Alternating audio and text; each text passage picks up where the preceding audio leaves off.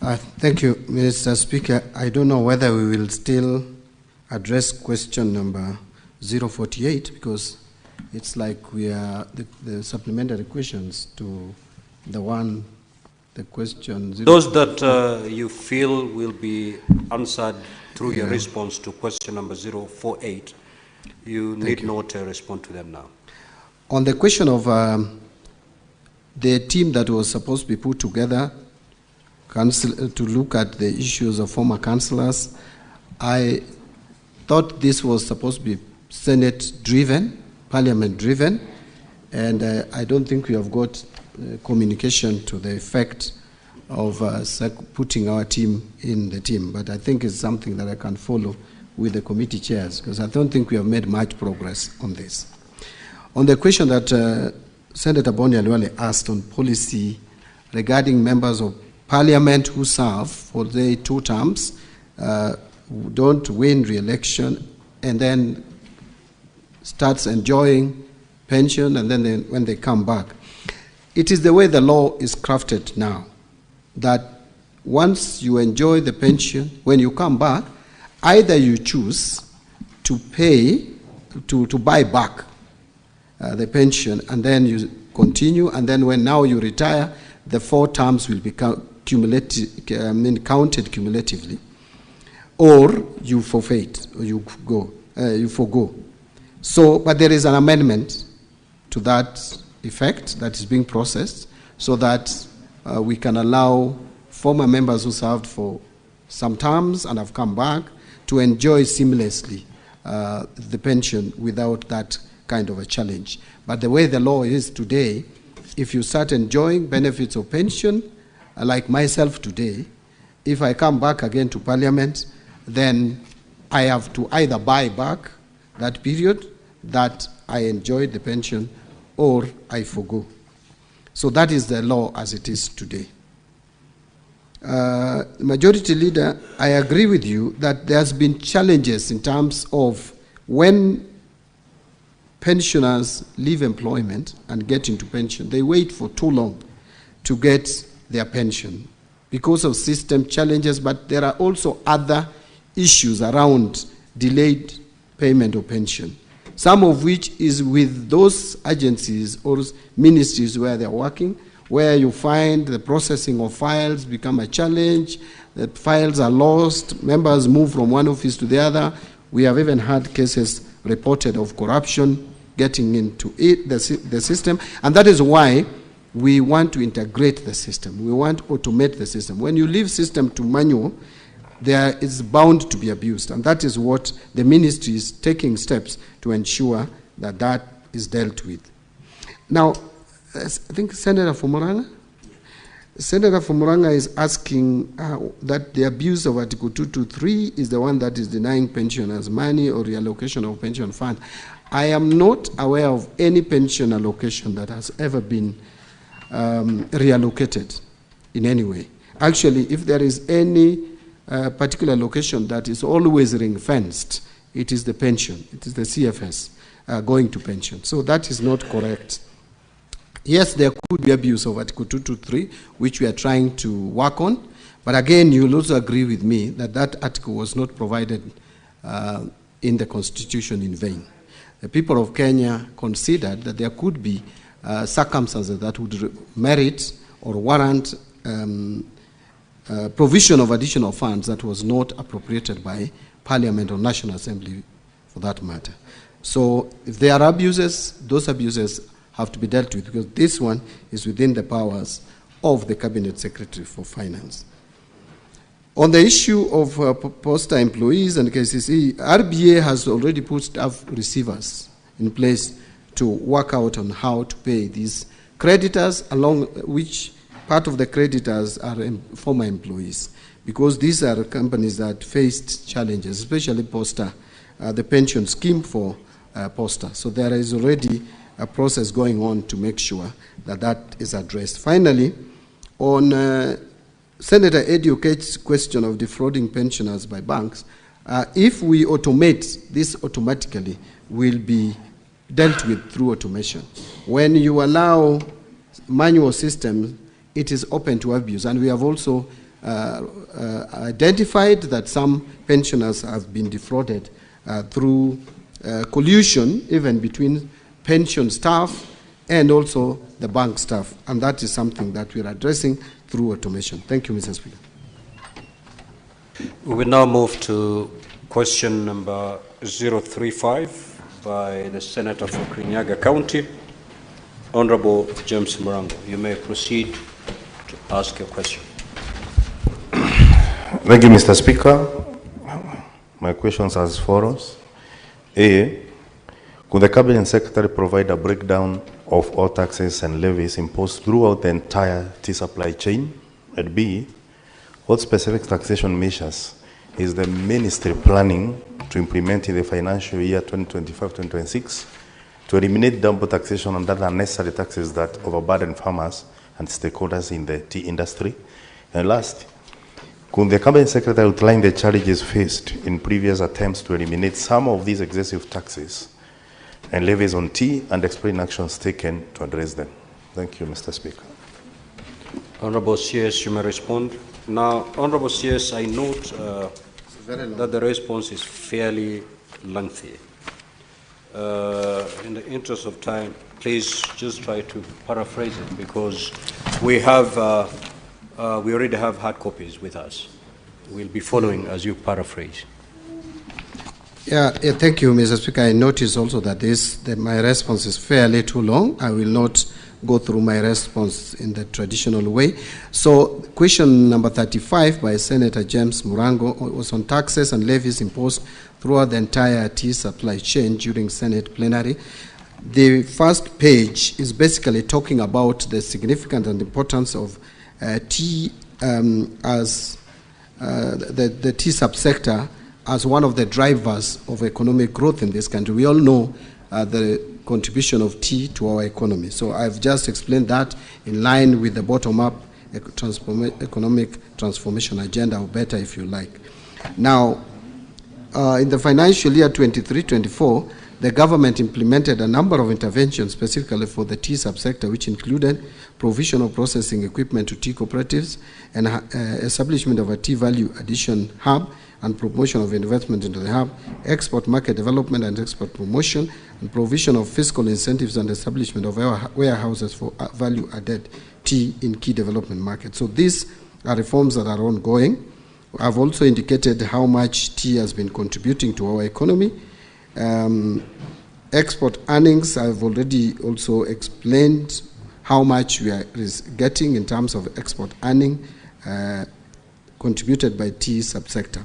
So in the financial year 25-26, as outlined in our budget policy statement of 2025, the government will be executing the following key intervention to further boost the tea subsector, and that is already enumerated: value addition, market development, farmer support.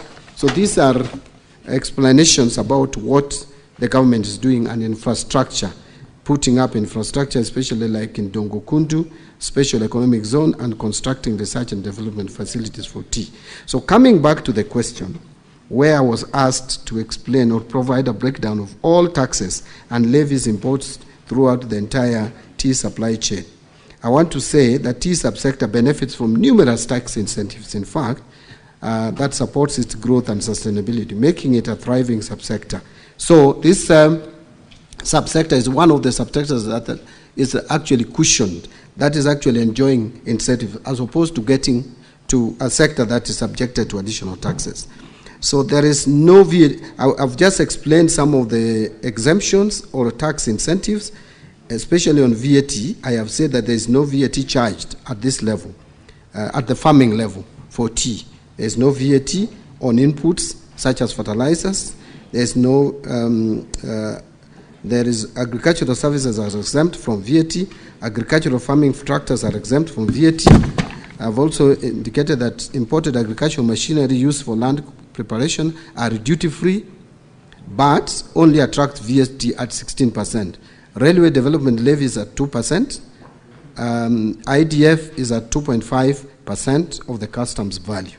Tea processing, 100% investment deduction by tea factories located outside the cities of Nairobi, Mombasa, or Kisumu are also exempt. In fact, I think we should now add Eldoret and Nakuru, although there is also a thinking that we should remove this requirement at all of only cities, because cities are becoming many, and again, we feel it is unfair to the cities.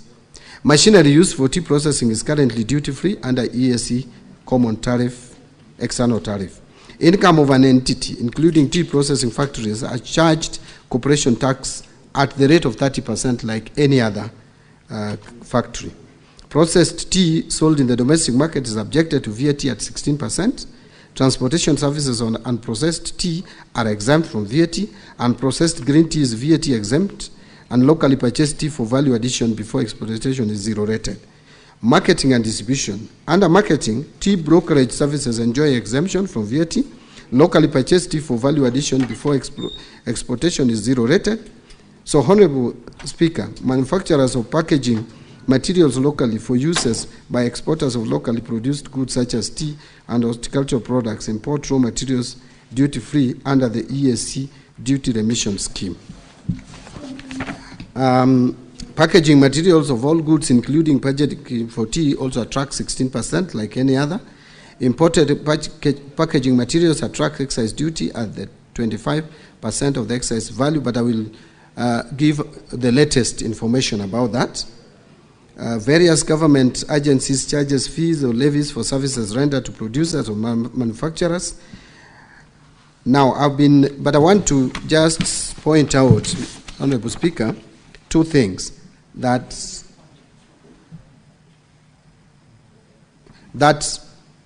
in the finance bill of 2025, we have done two things. Number one, we are proposing to exempt packaging materials used for tea and coffee from VAT. This exemption will only apply when packaging materials are imported or locally purchased, with a recommendation from the Cabinet Secretary responsible for agriculture, given that the use of these materials isn't exclusive to coffee and tea packaging. This measure aims to protect these crucial sectors while also safeguarding government revenue. But the second thing that we have done is under custom duty. On the custom side, Mr. Speaker, last year, Kenya was granted a stay of application of the EAC Common External Tariff on certain paper products to apply a higher duty rate of 25 to 35% to support domestic packaging materials. However, this negatively impacted exporters, such as the tea industry. To address this, Kenya did not request an extension of the stay of application of the EAC Common External Tariff on these paper products during this year's EAC pre-budget consultations, which I led in Arusha.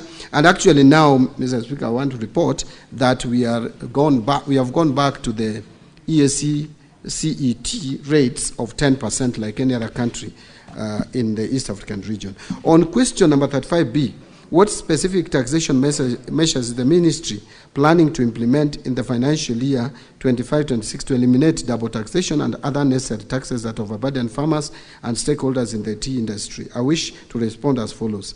I would like to clarify that there is no double taxation in the tea subsector. As regards to specific tax measures for the coming financial year, we are currently reviewing submissions from the public, but we have already reviewed the submissions from the public anyway. I think this answer should be amended to read that we have already considered and have just read some of the steps that we are taking to reduce taxation, which would support the tea subsector. So I have mentioned that the various incentives. I don't want to repeat them again. I want to go straight to 35C, Mr. Speaker. Could the Cabinet Secretary outline the challenges faced in previous attempts to eliminate some of these taxes and levies on tea and explain action taken to address them? I wish to respond as follows. While there may be challenges affecting the tea subsector, Honorable Speaker, the national government continues to extend numerous incentives to the subsectors outlined above.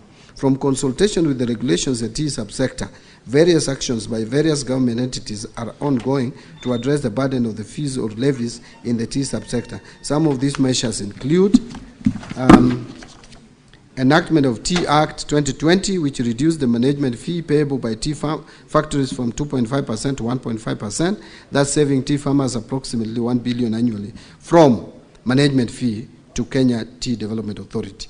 There is the ad valorem levy of 1% of the customs value of exported teas, which was scrapped in 2016.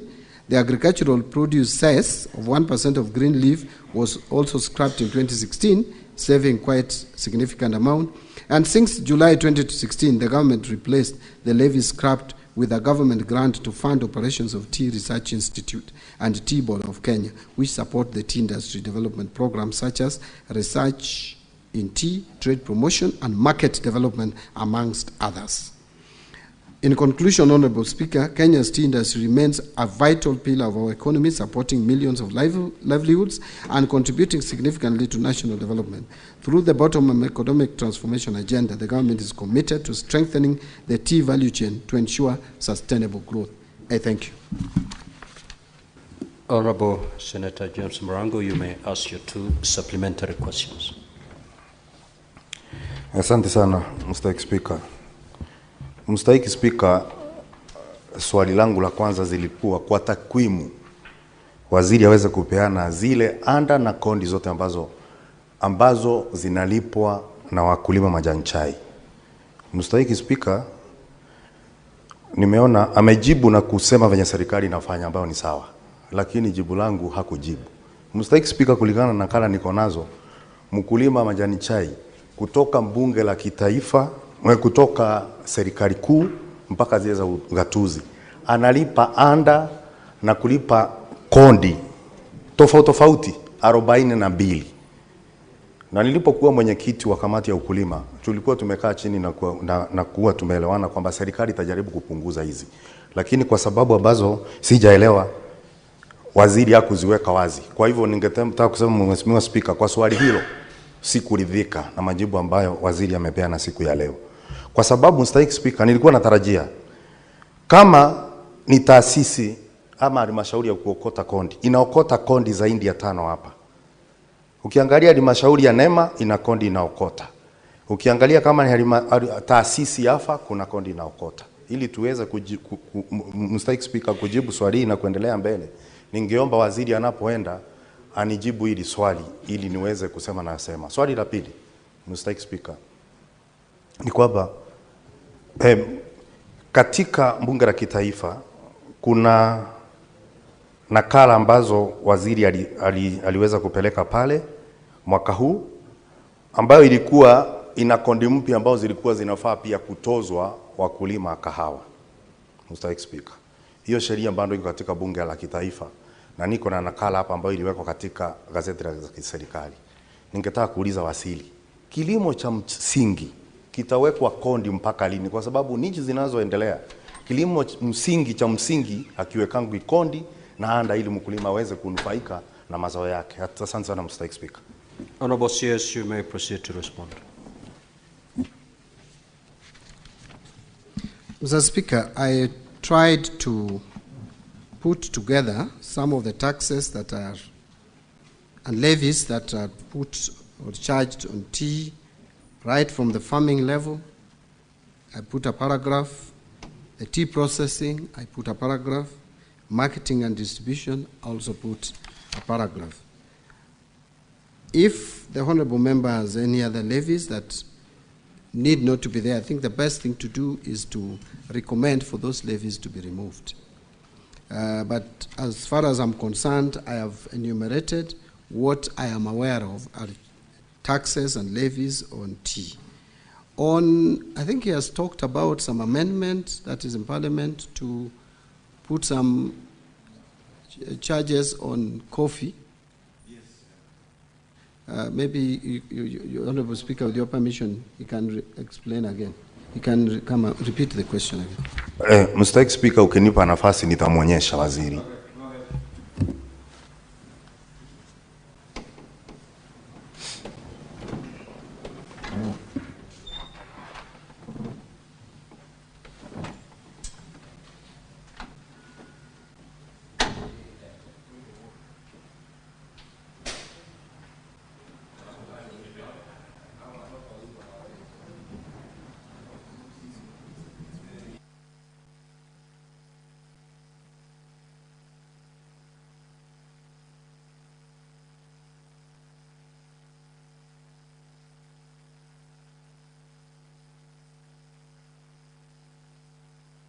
Honorable CS, if you need time to acquaint yourself with that particular document, you may say so. Yeah, Mr. Speaker, I'm trying to check because my understanding was that we were reducing those rates. And so it's just demonstrated to me the rates that are on the first schedule and the second schedule. My understanding is that those rates were coming down. But if they are going up, I may need to check and address that. But I am almost certain that the rates were higher than what is being provided. And so what we were trying to do is to reduce the rates to make coffee more competitive, Mr. Speaker. Senator Edwin Sifuna.